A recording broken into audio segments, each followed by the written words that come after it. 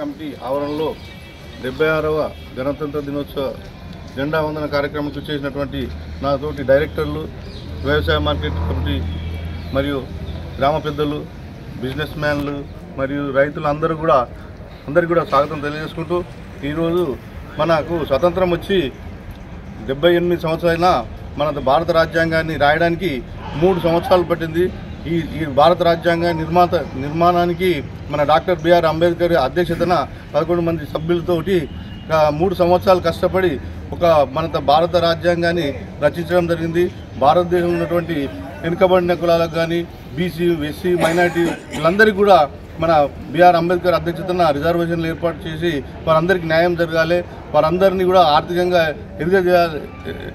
ఎదుగుదలకు ఎంతో తోడ్పాటు కావాలని చెప్పి వారికి రిజర్వేషన్లు ఏర్పడినటువంటి మహానుభావుని ఈ అధ్యక్షతన ఈ రాజ్యాంగాన్ని రాయడం జరిగింది. ఈ రాజ్యాంగంలో 395 ప్రకరణలు, 400 షెడ్యూల్స్ ప్రకారం ఈ యొక్క భారత రాజ్యాంగం మన ప్రపంచంలోనే అతిపెద్ద రాజ్యాంగం అనేది. దీని ప్రకారం వారు రచించి ఈ రోజు వరకు 76 వసంతాలు పూర్తి చేస్తుంది. కాబట్టి అందరికీ కూడా 76వ గణతంత్ర దినోత్సవ శుభాకాంక్షలు.